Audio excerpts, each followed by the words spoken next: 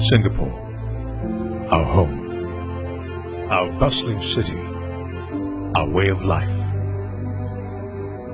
A peace and tranquility we've come to treasure and hold dear.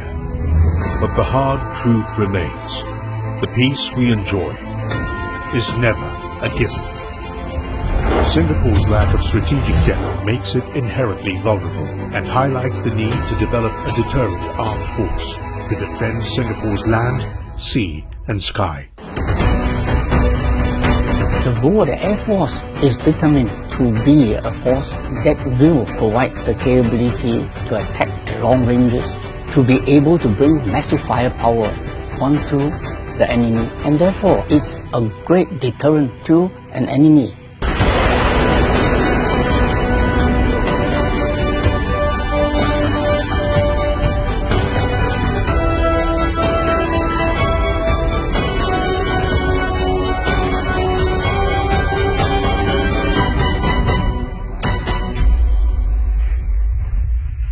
But we had to build this from scratch.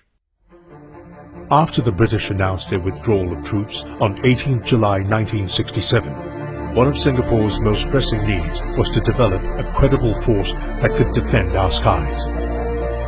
The Singapore Air Defence Command took flight on 1st September 1968 with just 2 Cessnas on lease. During the SADC years, the Air Force grew rapidly in competency and hardware. Not only did it start sending pioneer airmen overseas, it also acquired new systems, including our Hunters and our first aerial strike capability, the A4B Skyhawks. On 1st April 1975, the Singapore Air Defence Command was renamed the Republic of Singapore Air Force. 1979 marked the RSAF's transition from subsonic to the supersonic era. The first batch of F-5s arrived at Tengah Air Base.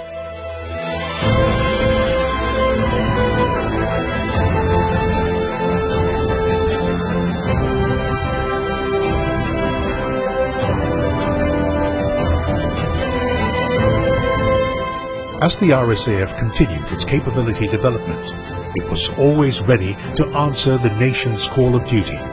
During the 1983 Sentosa cable car incident, the RSAF's prompt response helped save 13 lives.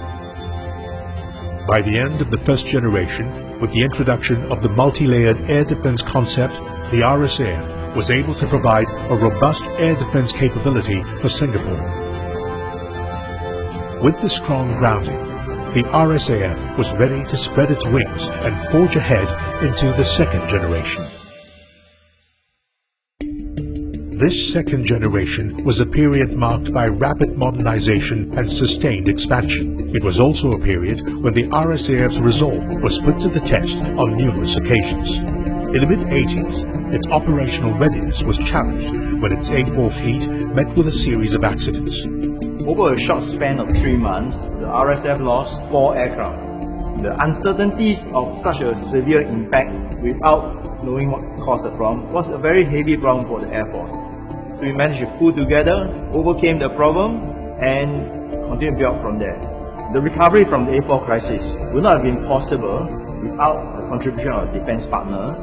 As a result of that, the Air Force converted the A4 surprisingly without much of a hitch, and we had the best performing aircraft for many years until the aircraft was finally retired. Undeterred, the RSAF emerged from the A4 crisis stronger and more capable. It ensured a high level of operational readiness by turning a public road into a runway.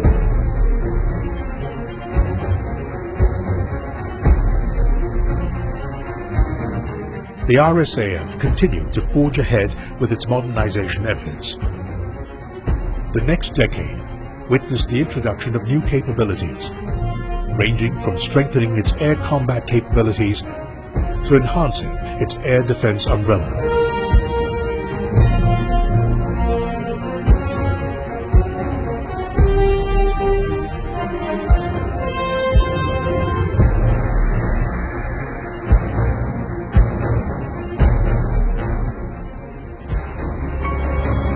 The RSAF continued to turn adversity into strength. It spread its wings and established overseas detachments that not only allowed it to overcome airspace constraints, but also enabled its people to train with the best, sharply accelerating their learning curve.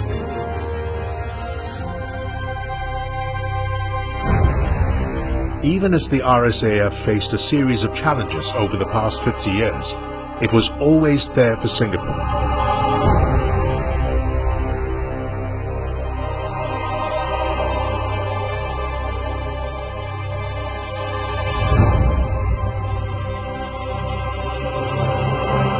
The flight was a challenging one, as the airport was located in a deep valley. We ran against the odds to bring back all 90 Singaporeans. I'll never forget the scene where fellow Singaporeans came down on C-130 and hugged their family and friends. To me, it makes me feel that all the sacrifices are worth it. Its presence was also felt further afield and was involved in counter-piracy operations in the Gulf of Aden, counter-terrorism operations in Iraq and Afghanistan, and humanitarian assistance and disaster relief efforts regionally.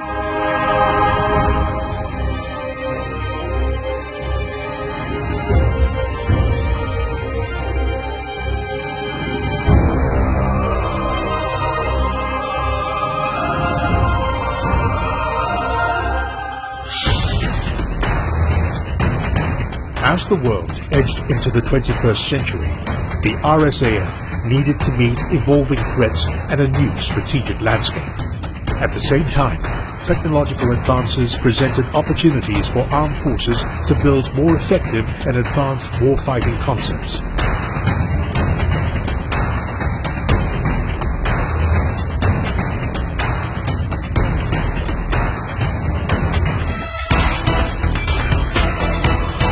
The third-generation RSAF was no longer centered around geographical air bases, but was a highly responsive force better able to exploit cross-domain capabilities to carry out the full spectrum of missions from peace to war.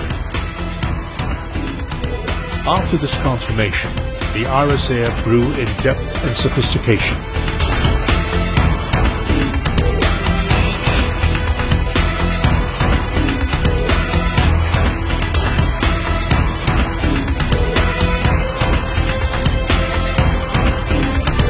Today, the RSAF's Lion Roundel reflects its commitment to the defense of Singapore and its spirit to strive for excellence. Like the lion in the Roundel, the RSAF is highly vigilant and always on its feet. Up from above, it watches over Singapore, day and night, ready to respond at a moment's notice. Its air combat capabilities are just like the lion's sharp teeth.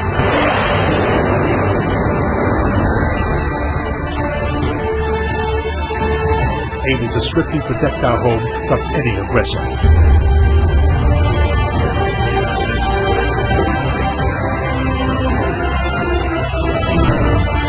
Like the lion, the RSAF has powerful limbs that generate and sustain effective, timely, and robust air power.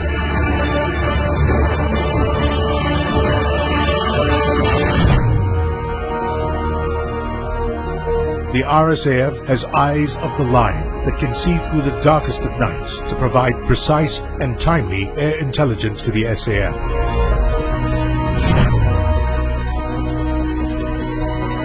Its mighty roar can be heard across land and sea.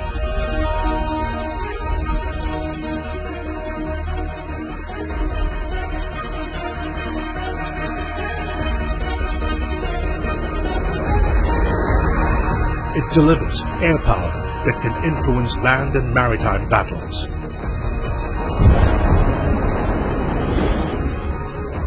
But inside even the most lethal and capable lion beats a mighty heart.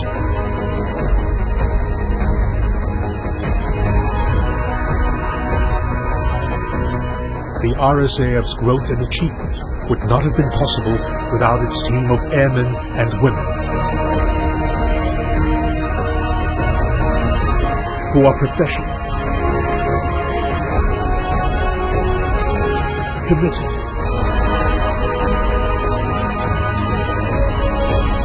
and competent.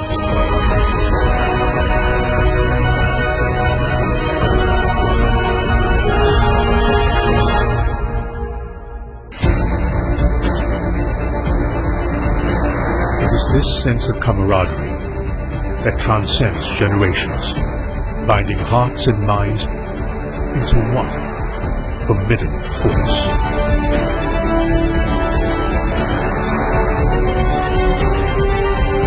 To protect the ones we love,